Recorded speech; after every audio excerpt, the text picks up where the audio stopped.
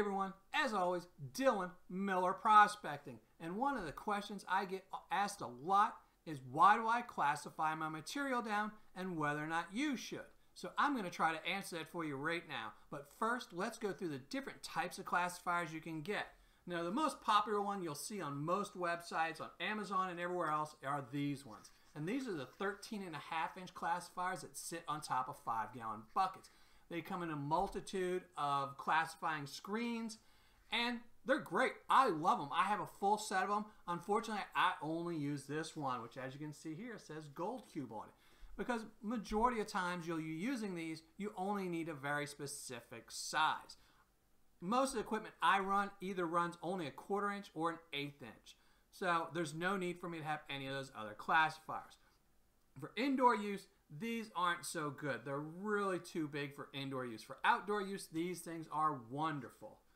Now they also make these 6-inch classifiers, and you've seen these. These are in every one of my videos.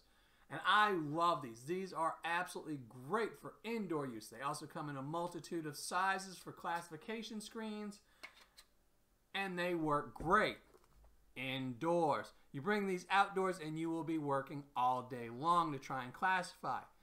And last, and they also do make, let me state, there is a 4-inch classifier out there. There's a couple companies that make them, and I have used those before. I bought a set of them, and they were just too small, even for indoor use.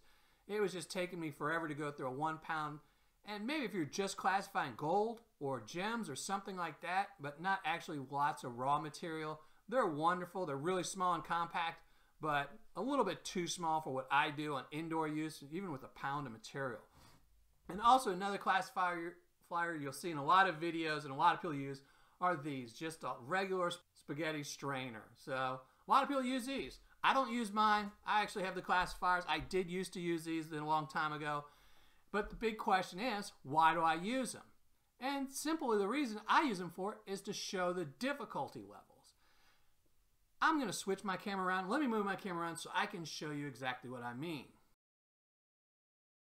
So, as you can see, I have all my gold here classified down. And these are in the classifications I use in my videos, which is +10 here. These are -10, which means they're under a 10-inch screen, but over a 20-inch screen. This is under a 20-inch screen, but over a 40-inch screen. And this is anything that's under 40-inch. It could be 40, 50, 60, all the way down to 300 screen. And again, this is all to me for difficulty.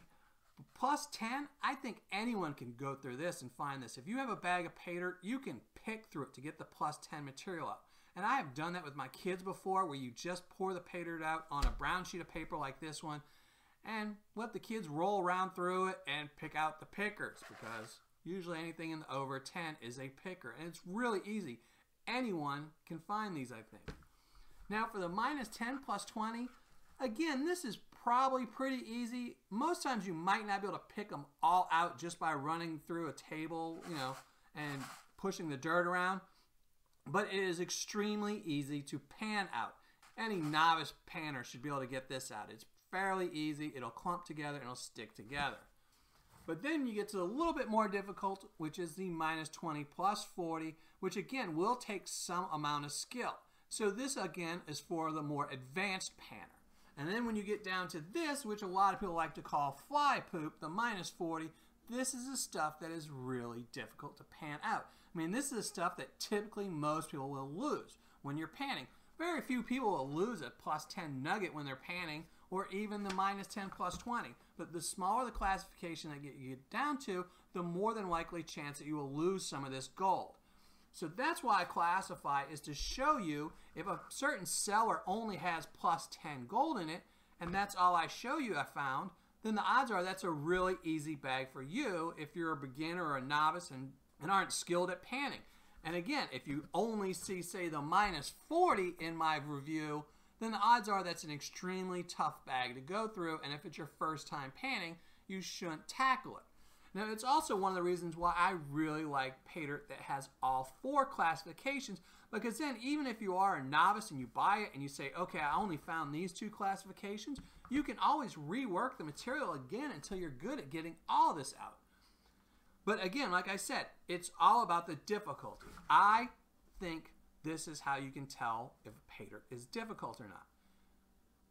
You know, the majority of people first time panning will easily be able to handle +10 material and even the -10 +20. They might have to just work it a little bit. And as you become a better and more experienced panner, you can work your way down to more and finer gold and have less chance of losing it. So that is why I classify my material. Let me move the camera back up again.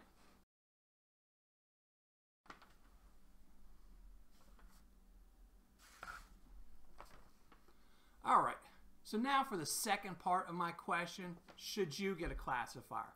Now, to be honest, it's up to you. I know a lot of people are happy just using this, and I would always suggest at least classifying your material in the +10. You really want to take out the really chunky stuff, because if you don't, I guarantee you, if you've ever been panning some material that you've left everything alone at and you didn't classify at all, you will be pouring off fine dirt and still have some big rock stuck in there, and you'll be panning and saying, oh, that big rock is stuck in there. Well, that big rock changes the flow of the water, and if you have a couple of them in there, it really changes the water. Just doesn't go nice and smooth. It's hitting turbulence and things like that, and that can cause you to lose gold. So that's why it's always good advice, or at least in my opinion, to knock out the really heavy material. So at the very minimum, I think a +10, or just usually about this as a strainer, is what you should use. Now, I highly also suggest don't go out and go overboard. I get messages from people all the time where they say, oh, I just bought the 9-set classifier set. The odds are you won't need that. I mean, I have, like I said, the full set of these, and I only use this one. I keep this one out and a 1/8 inch out. All the rest are in storage. I have a full set of these, and I keep 3 and use 3. And even when I do home pan, I will say this, when I home pan, I do use all 3 of these. I use all 3 of these because it's just how I'm used to panning Paydirt now, and it's just so I know if I'm testing somebody, I might not be reviewing them, but in my mind, I'm still reviewing them and checking them out. So I still do use 3. Every once in a while, bare minimum, I will use a +10 if it's just a small bag. I just want to quickly go through. Well, I hope that answered most people's questions on why I classify my material down and if you should or not. Like I said, it's all about the difficulty level. Now, I do it just because it's habit now, and I do highly suggest if you're going to classify, you at least do 10 plus, something like that, just to get out the heavier stuff. And if you don't want to buy a classifier, don't buy a classifier.